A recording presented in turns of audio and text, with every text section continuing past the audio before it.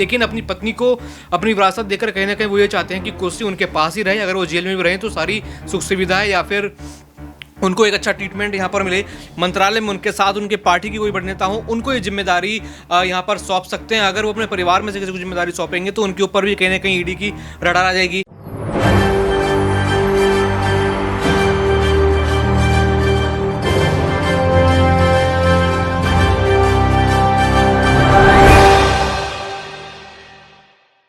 नमस्कार, मैं नाज़मीन खान और आप देख रहे हैं SPN 9 न्यूज़।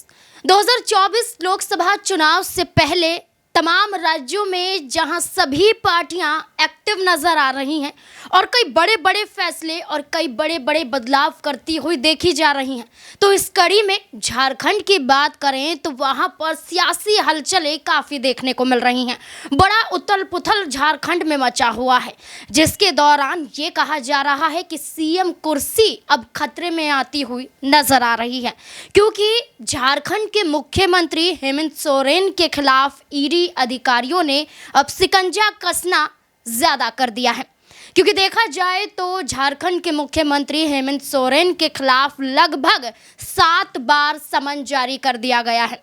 उसके अलावा हेमंत सोरेन ये कहते हुए नजर आते हैं कि उन्होंने सभी समन का जवाब दिया, लेकिन ईडी अधिकारी जानबूझकर फंसाने के लिए मेरे खिलाफ ये समन जारी करते हुए नजर आ रहे हैं, जिसको लेकर तमाम सवाल खड़े होते हुए अब ये दिखाई दे रहे हैं। क्योंकि विधायक दल की बैठक हो गई और विधायक दल की बैठक के बाद बेशक यहाँ पर झारखंड मुख्यमंत्री हेमंत सोरेन ये कहते हुए नजर आए कि वो सीएम कुर्सी किसी और को सौंपेंगे नहीं, लेकिन कयासों का दौर तो यही लग रहा है कि जब जमीन घोटाले में, जब जमीन कब्जाने के मामले में हेमंत सोरेन यहाँ पर शामिल नजर आते हैं, दोषी नजर आते हैं, तो उसी के खिलाफ भ्रष्टाचार के मामले और भी ज़्यादा कड़े हो जाते हैं। क्योंकि ना यहाँ पर ना सिर्फ ज़मीन कब्जाने की बात है, यहाँ पर खनन से जुड़े हुए भी कई घोटाले देखने को मिलते हैं, जिसके खिलाफ ईडी की रडार पर हेमंत सोरेन हैं। और उसके बाद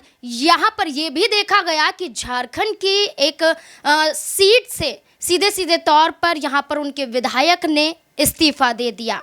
ये इस्तीफ़ा देने के बाद कयासों के दौर में ये बातें सच नज़र आने लगी कि क्या लोकसभा चुनाव से पहले यहाँ पर बड़ा फेरबदल हो सकता है। तमाम सवाल बनते हुए नज़र आते हैं। मेरे साथ मेरे सहयोगी दौलत भी मौजूद हैं, उनसे जानने की कोशिश करेंगे कि आखिरकार इन तमाम मुद्दों को लेकर वो क्या सोचते हैं। पहले आपका बहुत बहुत स्वागत है।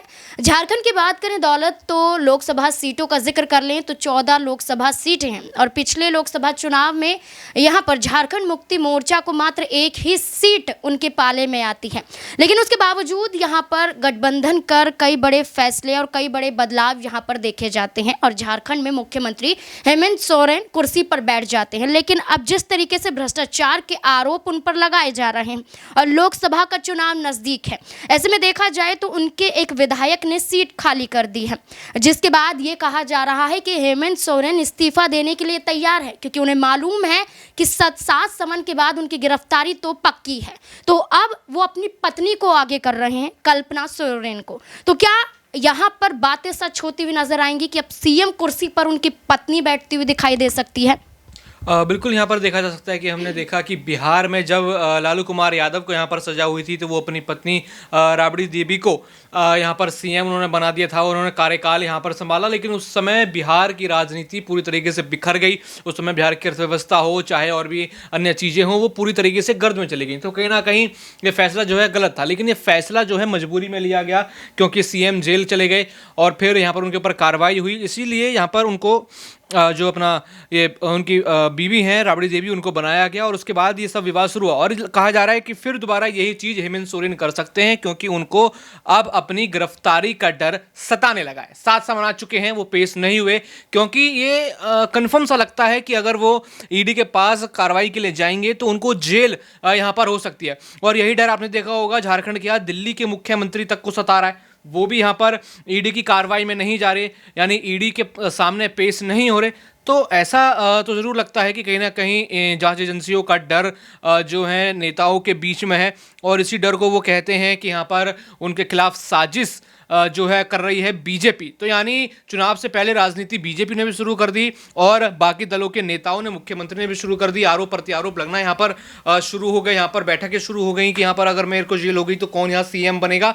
लेकिन देखा जाए तो उनकी पार्टी में वो नहीं, बल्कि और भी कई ऐसे लोग हो सकते हैं, गठबंधन में कोई भी ऐसे लोग हो सकते हैं, अगर वो अपनी सीट ट्रांसफर करना चाहें तो कई सारे लोग हैं जो संभाल सकते हैं। लेकिन अपनी पत्नी को अपनी विरासत देकर कहीं ना कहीं वो ये चाहते हैं कि कुर्सी उनके पास ही रहे, अगर वो जेल में भी रहें तो सारी सुख सुविधाएं या फिर उनको एक अच्छा ट्रीटमेंट यहाँ पर मिले। इसलिए कहीं ना कहीं वो ये विचार कर रहे हैं कि सरकार हाथ से नहीं जानी चाहिए, भले ही यहाँ पर जेल हो या फिर ईडी को जवाब देने के लिए उन्हें किसी भी बड़े हथियार का प्रयोग करना पड़े, हथियार में जिसमें हम कोर्ट कह सकते हैं या फिर कोई और अपील कह सकते हैं, उसका प्रयोग करें।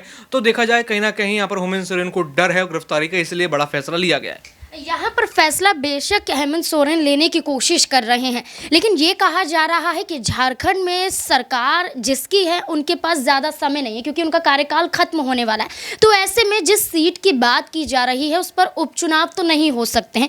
तो इसी को लेकर भारतीय जनता पार्टी के सांसद निशिकांत दुबे ने भी यही बात कही कि हेमंत सोरेन तो कोशिश कर रहे हैं कि उनकी पत्नी सीएम कुर्सी पर बैठ जाए, लेकिन ऐसा मुमकिन नहीं हो सकता। अगर ऐसा नहीं हुआ तो यहाँ पर हेमंत सोरेन के पास क्या विकल्प और नजर आते हैं कि वो इसका इस्तेमाल कर सकते हैं, क्योंकि ईडी के रडार पर है तो गिरफ्तारी तो यहाँ पर तय मानिए।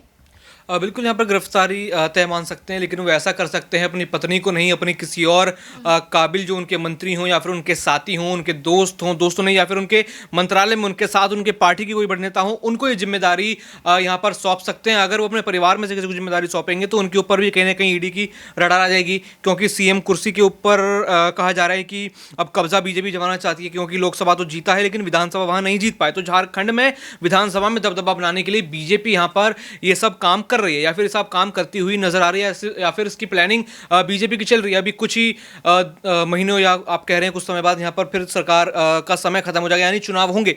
तो उसी चुनाव की तैयारियां बीजेपी यहाँ करती हुई नजर आ रही है कि पहले ही यहाँ पर छवि पूरी तरीके से एक्सप्लॉइट कर दो, पूरी तरीके से छवि यहाँ पर उस अन्य नेता या फिर आगे जो सामने नेता है हेमंत सोरेन को ही देख लेते हैं कि उनकी छवि यहाँ पर तोड़ दो, तो चुनाव आपके लिए आसान हो जाएंगे। और ये हर पॉलिटिकल पार्टी कहीं ना कहीं आजमाती हुई नजर आती है। जी बिल्कुल, यहाँ पर पार्टियों का जिक्र करें तो आजमाती हुई नजर आती है, लेकिन लोकसभा के चुनाव को देखते हुए इन फैसलों के तहत ये भी कहा जा सकता है कि हेमंत सोरेन न सिर्फ अपनी सरकार को गंवाते हुए नजर आएंगे, बल्कि यहाँ पर कई बड़ी मुश्किलों में और भी ज़्यादा फंस सकते हैं, क्योंकि गठबंधन के जरिए ही सरकार यहाँ पर बनती हुई नजर आई है। लेकिन वही गठबंधन अपने पैर पीछे खींचता हुआ भी नजर आ सकता है, क्योंकि अब सीधे सीधे तौर पर मुख्यमंत्री ही रडार पर पहुँच चुके हैं। अब ऐसे में यही चीज़ें यहाँ दिल्ली में भी देखने को मिल रही है। दिल्ली के मुख्यमंत्री अरविंद केजरीवाल को भी लगभग 3 नोटिस जारी हो चुके हैं, लेकिन जवाब चिट्ठी के जरिए दिया जाता है, लेकिन पेशी ईडी ऑफिस में नहीं होती है। और वैसे ही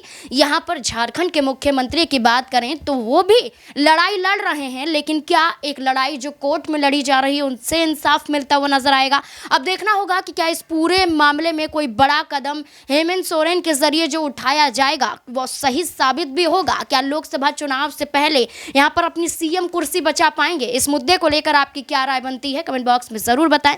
देखते रहे SPN 9 न्यूज़। धन्यवाद।